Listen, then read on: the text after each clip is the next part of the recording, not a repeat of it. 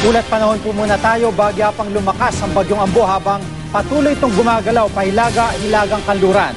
May nakatas na rin pong signal number 2 sa dalawang lugar at para sa ibang detalye, makakausap po natin ang weather forecaster na si Ginoong Fernando Cada live mula sa Pag-asa. Magandang gabi po Ginoong Cada at ano na po ang sitwasyon ngayon ng bagyong Ambo? Magandang gabi naman sa iyo kasama Jiggy. Patuloy nga pong lumalakas ang bagyong si Ambo habang tinatahak nito ang silangang baybaying dagat ng Hilagang Luzon na kung saan po ngayon meron na tayong public storm warning signal number 2 na nakataas sa Babuyan Group of Island at sa Calayan Island. At public storm signal number 1 naman po dito sa probinsya ng Northern Aurora, Isabela, Cagayan, including po ang Babuyan Island. At patuloy pong tinatahak nito nga ang direksyon papuntang sa katimugan ng Japan na kung saan ito ay may bilis na 15 km per hour.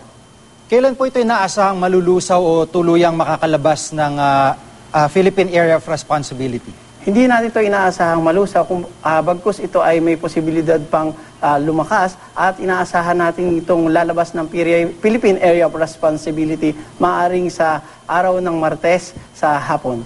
So ibig sabihin ho habang umiikot siya sa Pilipinas, dun ho mararanasan pa yung kanyang paglakas? Yes po. At pag-iibayuhin po nito ang ating southwest monsoon o hanging habagat na kung saan dahil po sa pinagsamang lakas ng bagyong si Ambo at ang enhanced southwest monsoon o habagat, magpapaulan po ito sa may area ng Southern Luzon kasama na po ang mga probinsya ng Kabisayaan. Opo, ang balibalita po may 3 bagyo na dadaan nga daw po ngayong buwan na ito lang. Meron pa ho ba kayong ibang namomonitor sa ngayon?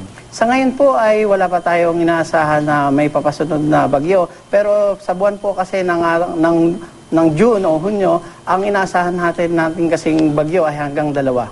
Apo. At siguro, Pauling salita po, paalala po dun sa mga maglalayag o yung mga malapit po sa ilog o landslide-prone areas.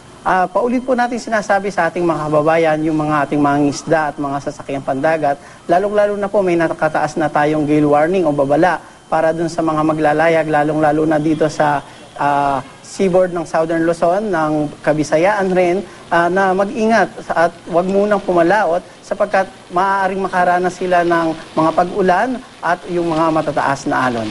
Opo. Maraming pong salamat sa inyong panahon si Ginoong Fernando Cada, weather forecaster ng Pag-asa.